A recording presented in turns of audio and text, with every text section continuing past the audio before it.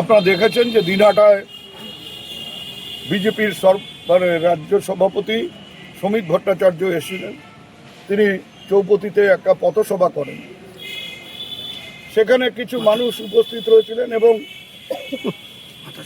শ্রমিক ভট্টাচার্যকে রিসিভ করে একটা ওদের শোভাযাত্রা রোড শো চৌপতি পর্যন্ত এসেছিল। ওখানে কিছু যুবক ছিলেন, তাদের যুবক বলা যাবে কিনা জানি না, সমাজ বিরোধী তো বটেই। তারা সারাদিনের পরিশ্রম পর রাত্রে একটু ফুর্তি করবার জন্য দিনহাটা রেড লাইট এলাকায় যায়, কিন্তু সেখানে গিয়ে ওখানকার মহিলাদের ওপর, যে মহিলার ঘরে গিয়েছিল সেই মহিলা এবং যার বাড়িতে সেই মহিলা ভাড়া থাকে সেই মহিলা এবং ওই বাড়ির ছেলেদের ওপর অত্যাচার করা, মারধর করা, তাদের আহত করা এবং প্রত্যেকের হাতে ছিল আগ্নেয়াস্ত্র। আমাদের কাছে সিসিটিভি ফুটেজ আছে, সেই সিসিটিভি ফুটেজের পরিষ্কার বোঝা যাচ্ছে যে এবারে যিনি দিনহাটায় বিজেপির প্রার্থী হয়েছেন তার যে ছায়া সঙ্গীরা, তার পাশে যারা বসে থাকেন সব সময়, সেই ছায়া সঙ্গীদের মধ্যে কেউ কেউ এই ঘটনার সাথে জড়িত এবং তাদের ছবি পরিষ্কারভাবে দেখা যাচ্ছে যে তারা সেখানে আগ্নেয়াস্ত্র নিয়ে ছোটাছুটি করছেন এবং পাশাপাশি তারা যে প্রার্থীর পাশে বসে থাকেন সে ছবি আমরা আপনাদের দিতে পারি। সিসিটিভি ফুটেজে দেখা যাচ্ছে যে দৌড়দৌড়ি করছে, হাতে আগ্নেয়াস্ত্র, এবং যারা দৌড়দৌড়ি করছে তারাই দিনহাটায় বিধানসভা কেন্দ্রে বিজেপি প্রার্থীর পাশে বসে নানা রকম রাজনৈতিক কর্মসূচিতে অংশগ্রহণ করছে। কোথায় আমরা যাচ্ছি? আমরা কোন নরকের পথে যাচ্ছি? আজকে দিনহাটার মানুষকে সেটা ভাবতে হবে।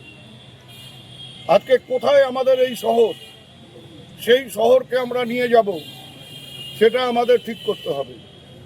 আমরা পুলিশের কাছে এসেছি এবং ওই এলাকার যারা মহিলারা আছেন তারা এখানে উপস্থিত আছেন, ও যাদের ওপর অত্যাচার হয়েছে যুবক বা কিশোর তারা এখানে আছে।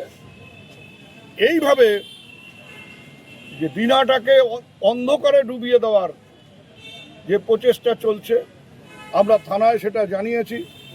থানায় নানা কারণে নানাভাবে নোটিশ ধরানো হচ্ছে বিভিন্ন আমাদের কর্মীদের ওপর, কিন্তু একেবারে এইভাবে আগ্নেয়াস্ত্র নিয়ে ওপেন রাস্তায় ঘুরে বেড়াচ্ছে, পুলিশ কোনো খবর পাচ্ছে না, বা এত যে কেন্দ্রীয় বাহিনী যারা একেবারে প্রথম পাতায় প্রিন্ট মিডিয়াতে বিজ্ঞাপন দিচ্ছে ভয়হীন নির্বাচন, এটা কোন ভয়হীন নির্বাচনের পথে আমরা যাচ্ছি?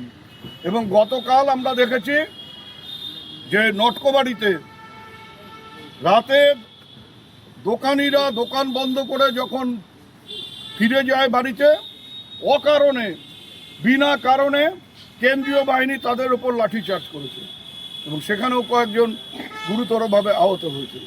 এটা কি হচ্ছে? ভয়হীন নির্বাচন করবার কথা বলে ভয়ের বাতাবরণ তৈরি করা হচ্ছে, দিনহাটাকে নরকের দিকে ঠেলে দেওয়া হচ্ছে। আমরা এই প্রতিবাদ থানায় জানিয়েছি, আমরা লিখিতভাবে এই মহিলারা তারা লিখিত কমপ্লেন দেবে। আমরা দেখতে চাই যে পুলিশ কী ব্যবস্থা নিচ্ছে। এই পক্ষপাতমূলক আচরণ থেকে বেরিয়ে এসে, নির্বাচন কমিশনের এই পক্ষপাতমূলক আচরণ থেকে বেরিয়ে এসে নিরপেক্ষ নির্বাচন করবার ক্ষেত্রে সঠিক ভূমিকা গ্রহণ করা উচিত, না হলে পারে আরও বড় প্রতিবাদ হবে, রাস্তায় নেমে মানুষ করবে।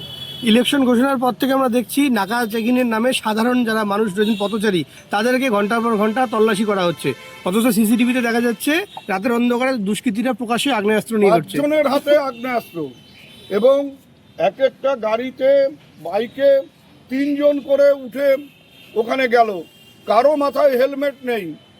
তো এই যে রাস্তা পেরিয়ে অত রাস্তাতে তারা গেল, কোথায় সেন্ট্রাল ফোর্স, কোথায় দিনহাটা থানার পুলিশ? কেন তারা এইভাবে গেল, কিভাবে যেতে পারছে?